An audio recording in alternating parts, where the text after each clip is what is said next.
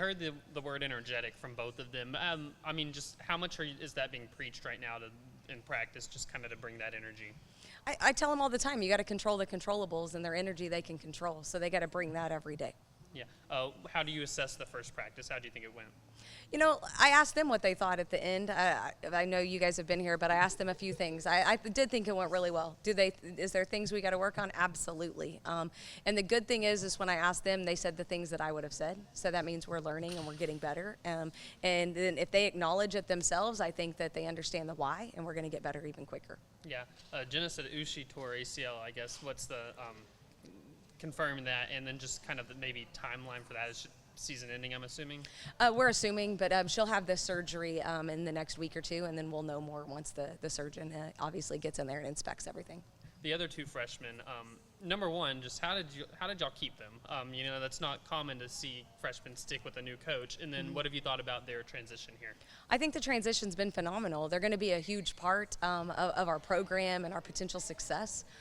Even as, you know, freshmen. So obviously keeping them, the first thing we did when I got hired was try to retain those three freshmen. And so that was extremely important and crucial for us in the recruiting process. And talking about retention, obviously Jenna is, you know, one of those returners. I guess how important was it for you to retain her, and you know, how are you, I guess, liking her so far in your system? Jenna has so much potential. I think that's the one thing is the five that we were able to retain, the three freshmen we brought in, and the girls from the portal.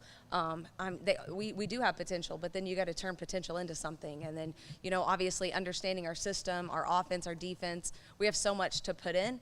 But instilling a confidence in them, instilling the energy, the system, I guess the offensive system per se, those things are crucial. But keeping Jenna, keeping Arkansas talent at home is imperative to our success, not just now but in the future, and that's something we're really focused on as a staff.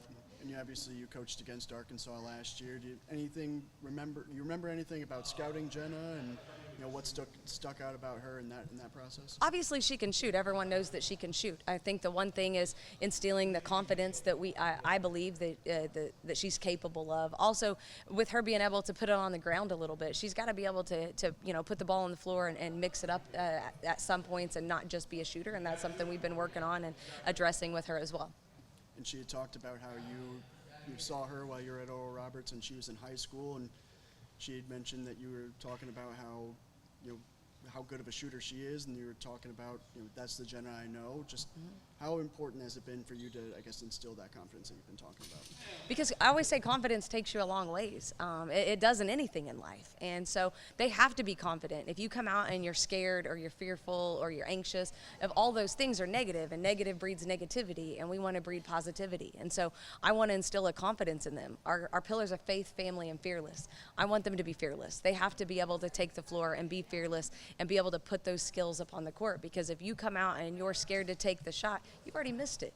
So instilling that confidence in them, wanting them to take the shot. I've told them I've never benched anyone for shooting it, but I have benched a kid for not taking the shot. So they got to be confident, because, like I said, it's going to take us a long ways, and it's going to bleed off into their teammates as well.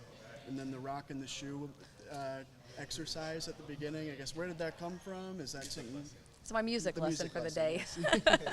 You know, I think they're young women, and I want to instill things in them that's going to help for not just this moment, for the rest of their life. And it's the same thing, you know, the little things that could hold us back on the court, but it's the same thing in the classroom that could hold them back, or in life. And so I want to teach them life lessons that they can take with them, but instilling those little things, because, you know, it is just a rock and it's tiny, and maybe it's, you know, you get a rock in your shoe, it's uncomfortable. Maybe you can walk around with it for a while, but do you really want that to linger all day?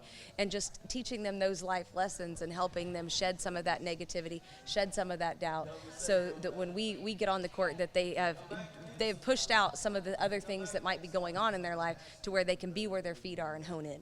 Any other music lessons planned? Or There's always something. I just can't give you all my secrets yet. That felt like a different Jenna that we talked to, just as far as she said she wants to win this year. Just felt like a mentality has changed. Have you sensed that from all of them that are returning? Absolutely. Change is here. And, you know, my staff and I are here, and this team is new, and they're excited about the opportunity they have. And, you know, they want to win, and they want to work hard, and they're coachable, and they're putting in the effort, they're putting in the time, and I think that it's going to be able to pay dividends. But it starts with a mindset, hence why we had preseason, hence why you got to change your mentality. Yeah. What have you thought of your bigs that you got in between Ashlyn and Maria and Danny, of course, is still here? Yeah, and Dana will be back. She's coming off of a slight injury, but Maria and Ashlyn have done a really good job embracing their role, and they're starting to get more physical because they're starting to understand. I think when you have understanding of the offense and the defense and our expectations, then it's a little bit easier to perform, and you're starting to see them kind of settle in. I know Talia didn't practice today, but her and Emily coming with you from Oral Roberts, just how important have they been in kind of instilling that program and culture that you want? I think that they've been just an astronomical, honestly, to be able to come in and they know what my expectations are. They know the offense. They know what I expect from them.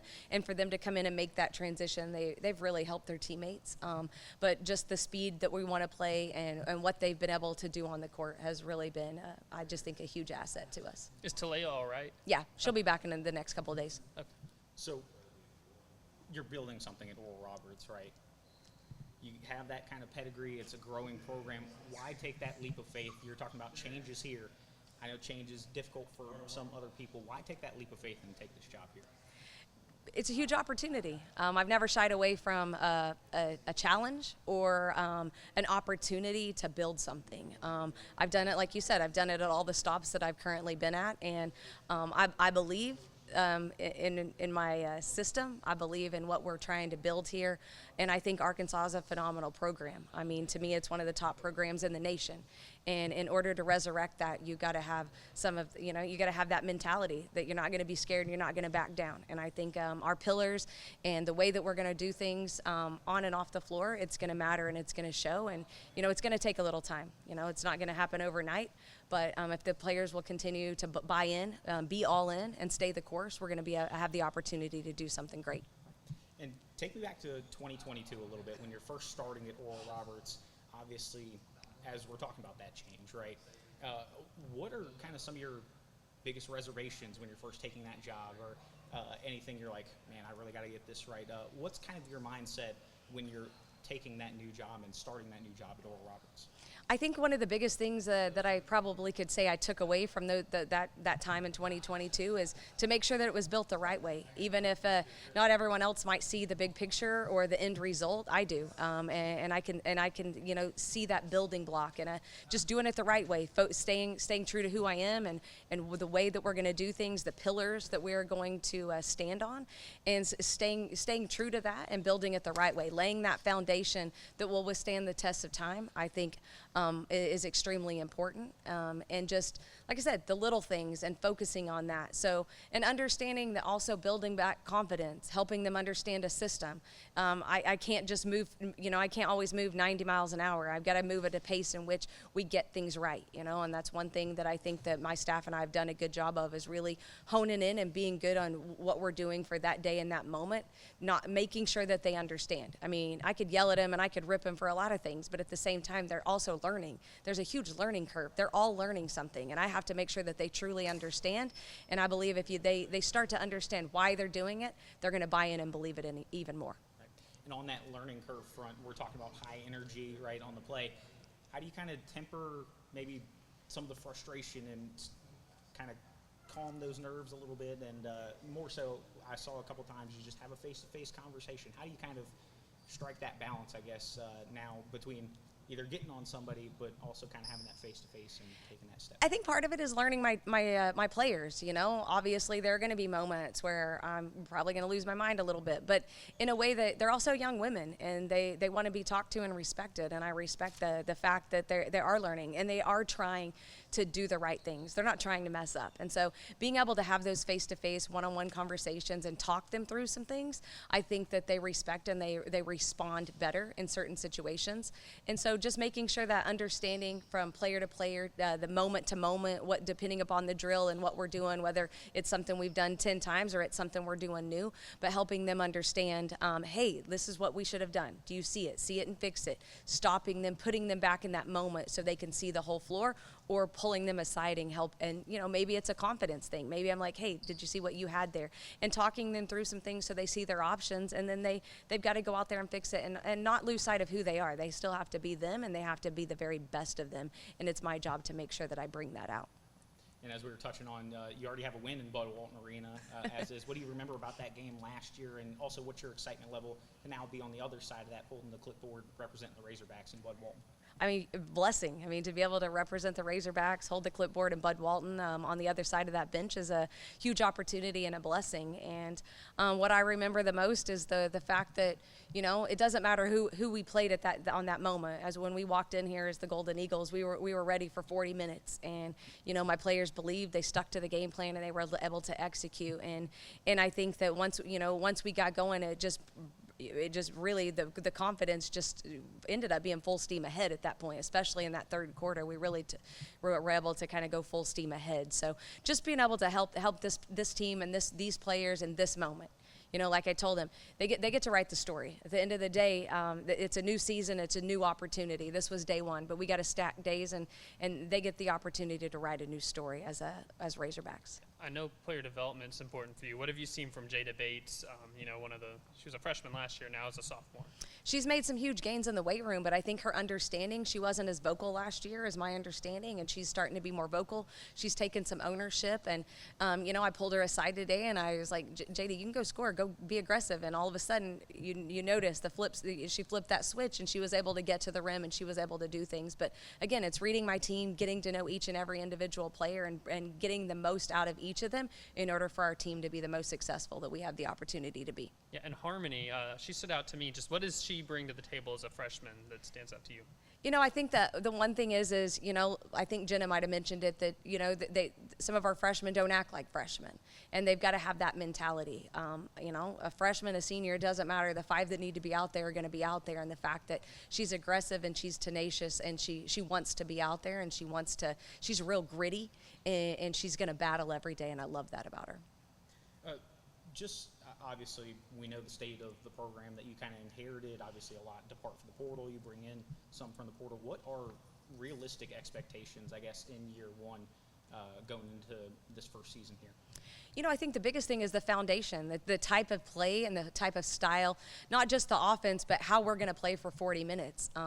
You know, we have to have motors, and we got to be playing on both sides of the basketball. As much as I talk about a high-octane offense, we have to be gritty, we have to be feisty, and we've got to battle. And so I think the energy, the effort, the passion, and our culture and our foundation is definitely what has to be on display this first year for people to get excited and buy back in. And kind of on a housekeeping note, I guess, obviously the ACC-SEC Challenge, the tip time and TV and all that just got announced. I guess kind of what's your excitement to participate in the ACC-SEC Challenge, and then also just be able to take on that SMU team? I mean, what an opportunity. I love challenges, and the fact that, you know, we get to compete with another conference and everyone in the league has that opportunity. You know, I think it's a battle, and I think it's something that my players won't take lightly, and it'll be something that, you know, we have a little time to prepare for, but it's going to be a huge challenge. And, you know, SMU has a new staff as well, and I think it's a great time to be able to see a little bit of new versus new. How has Wyvette's maturity, I mean, this is her 6th year, helped with, you know, kind of taking over a new team? I think it's been phenomenal, and it's been great. I mean, obviously she was coming back off of an injury initially, but just to see the maturity that she has, her IQ, her knowledge, and the fact that she really does do a good job of talking to her teammates and making sure that she's being a floor general, she's been a huge asset for us. I guess you talk a lot about how, you know, fast you want to play on offense and everything. You think your Oral Roberts teams are always like top 5 in, you know, pace, but I guess how do you kind of go about, you know, balancing, you know, wanting to play fast and get down the floor quickly with, I guess the situational stuff of when it's time to maybe slow things down at times. And I think initially we have to get them to play at that pace, and then we can always reel them back in. So you kind of got to let them be wild and free to a certain extent initially, so that they understand the pace, they understand the speed, and then we can always reel them back in as we get to the situational part, which will be a couple of weeks down the road before we start getting to some of those situational moments, especially for such a new and a young team. But I think just going full steam ahead, they've got to be able to also play through some of those mistakes. When we're in transition and we make a mistake or we make a bad pass, it's better to do it now in practice and learn from it and fix it than to do it 3 months from now. So I really got to push that pace, and we got to stay on that pedal right now so we can get better and learn and play through some mistakes. Right, and I think I heard you mention in one huddle that you're not going to score 90 points if you're not being able to play in transition, play with pace and things of that sort. Is that sort of a benchmark that you're trying to set? Let's score 90 points a game? Absolutely. I mean, if we want to get back into the top, be top 10 in the nation in scoring, then we've got to be full steam ahead. So forcing that issue, I think, 80, 85 points to 90 points. I mean, who doesn't want to watch that and who doesn't want to play that style of basketball? But I think it also allows us to do something different and really try to elevate our game.